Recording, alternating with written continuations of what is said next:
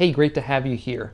Today what I wanted to do was to discuss a bit about how we should approach practice, and to try to help you get a better understanding of how to approach it and how to come back to it when we get ourselves screwed up in various respects. We don't maybe not practicing the way we want to. Maybe we're not thinking about practice the way we perhaps should. And I'll give some, in trying to do that, what I want to do is to give some of the similes that the Buddha had in one of the early suttas about practice, which I think can be helpful. To begin with, maybe this is clear to you, but if it's not, I certainly don't want to come across as somebody who is a great expert on practice for myself. I'm a beginner in practice, really. I have some background in studying the material. I have a long practice in the sense of years, but I'm not the sort of person who goes, and does long retreats, and so has a great deal of knowledge about deep states of meditation. Many of the people that I study with do this, and I look up to them and ask them questions about what those states are like, and try to gain some leadership from them. But I'm in no way a perfect practitioner, and I certainly don't want to come across as that. This is one of the things that I think is very important when you are studying the material of Buddhism, early Buddhism, which is what interests me, but any kind of Buddhism, is to be aware of the sort of the sort of people that you're learning from, and to and not to try to put them on a pedestal of some kind and think that they know everything. And I certainly don't want to come across that way. What I want to do is to sort of help you, be by your side as you're undertaking your own practice, to try to help point out some of the pitfalls and problems that you might encounter, using some of the texts, for example, some of the material from, let's say, early Buddhism, some of the words of the Buddha that might be helpful in your life. And I think these are helpful to all of us because they come from a person and an atmosphere, a whole group of people at the time who were indeed deep practitioners. Now, perhaps the most important thing to understand about the Buddhist path, about Buddhist practice, is that it's a gradual path, at least in the early teachings, which are the ones that interest me. And so it's a sort of thing that if you undertake it, it will take months, years, perhaps even decades to reach any kind of fruition. It'll take certainly months or years before you'll notice any difference in the way that your mind reacts to events in the world, and in months and years before you notice that you're more at ease with the way things are. It's not the sort of thing that you're going to find differences in, let's say, days or weeks.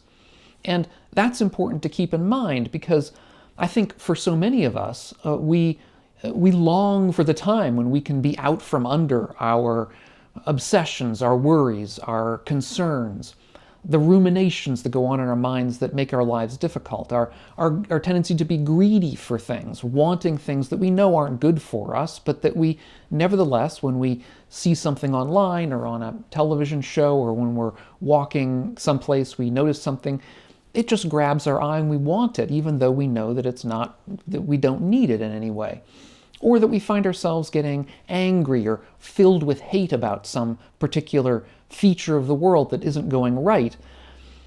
Once again, I think if we spend any time, we realize that that's not good for us, and we long for the time when we can be over that kind of knee-jerk anger or hatred.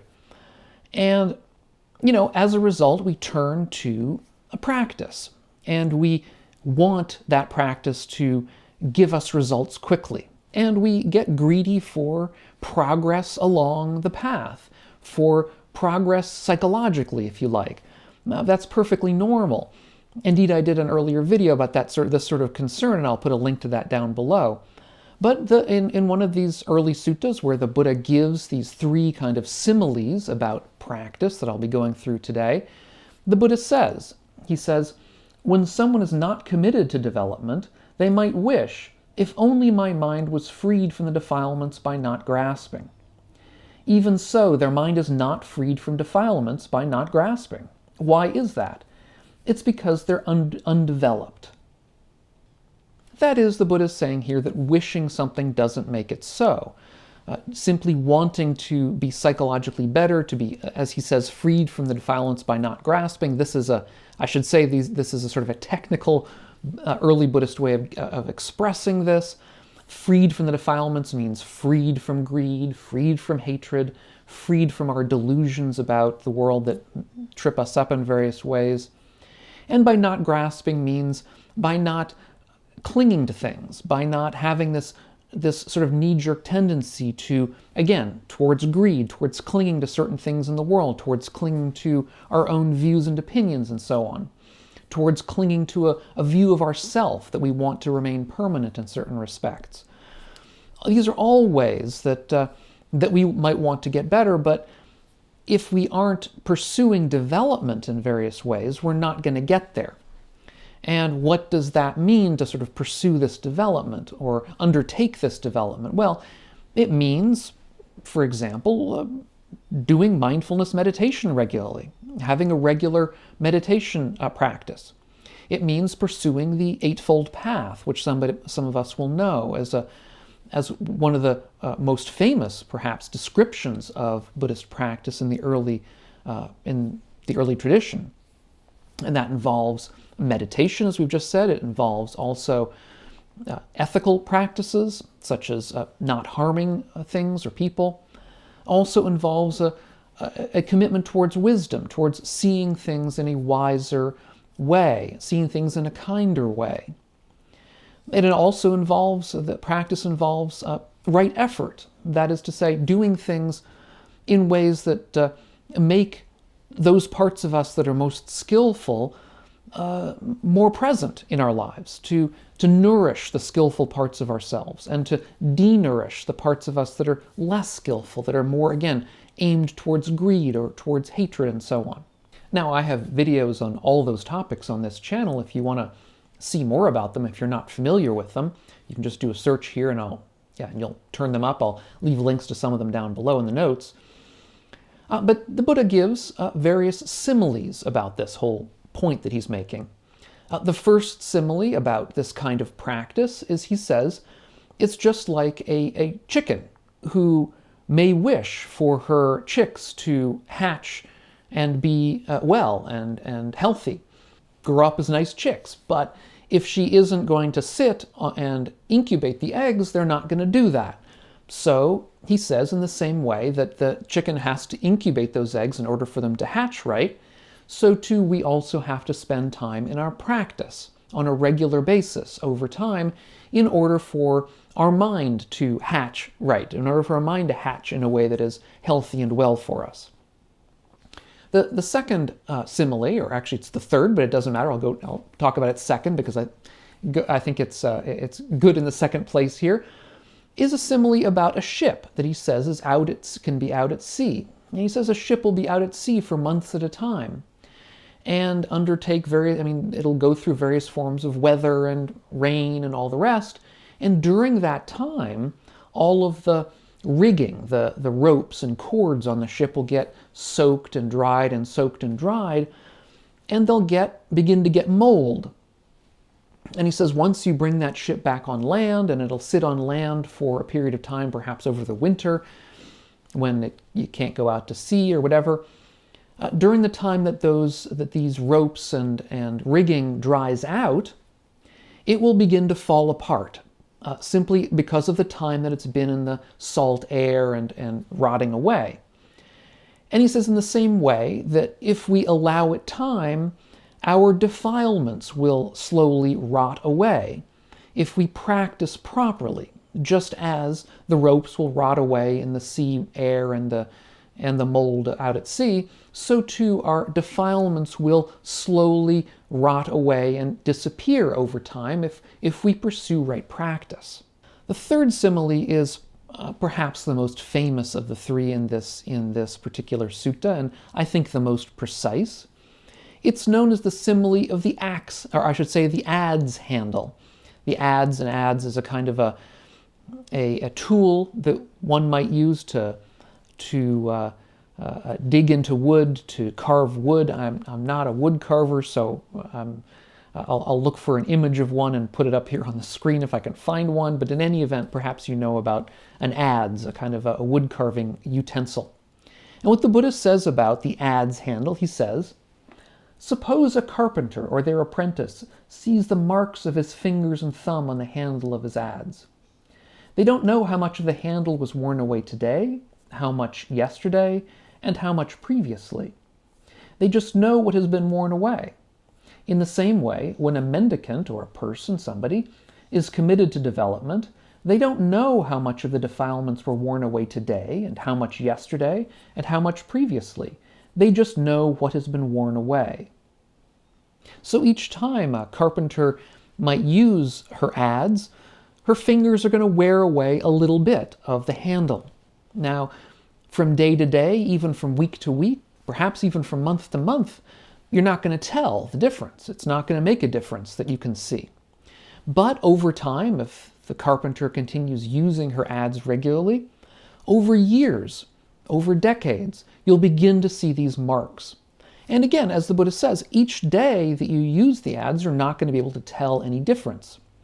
In the same way, when we meditate regularly, when we spend, let's say, a half an hour a day or whatever you can manage, you're not going to notice any difference day to day. And indeed, many of us will beat ourselves up about this. We'll get angry after months of meditation and think to ourselves, we're back at square one again. Here we are getting angry. Here we are getting buying things we don't need again.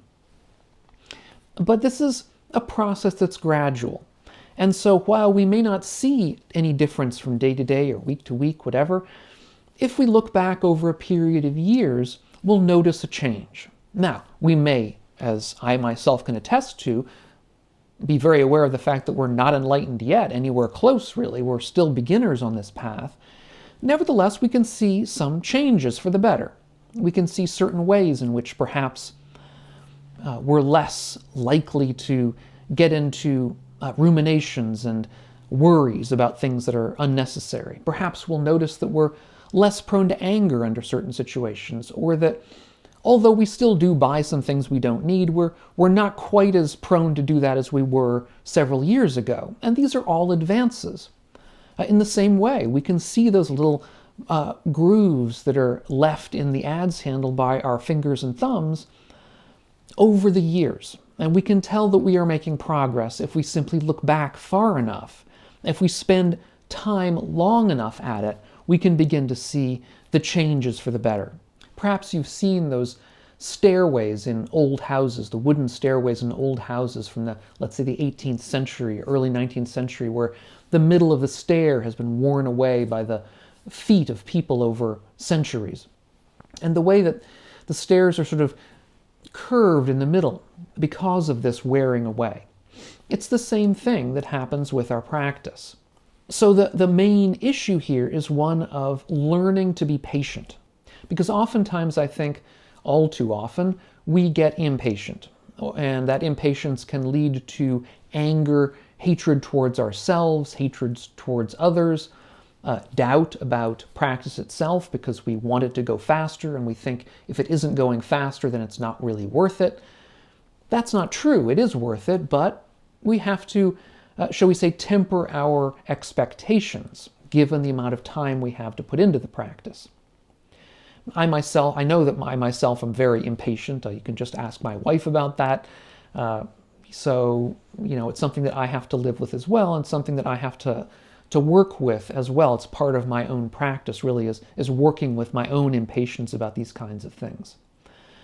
And the main issue here also is one of coming back to our practice when we leave it for a time. We may leave it because we're doubting or impatient. We may leave it because we simply don't have time for it, because we're perhaps on a vacation, perhaps we're just too busy. We have to learn to come back with pleasure to practice after a time away. And I have a separate video on that very topic, which I think would be good to watch right now as something else to reinforce this basic point that I'm making, and I'll leave a link to that up on the screen.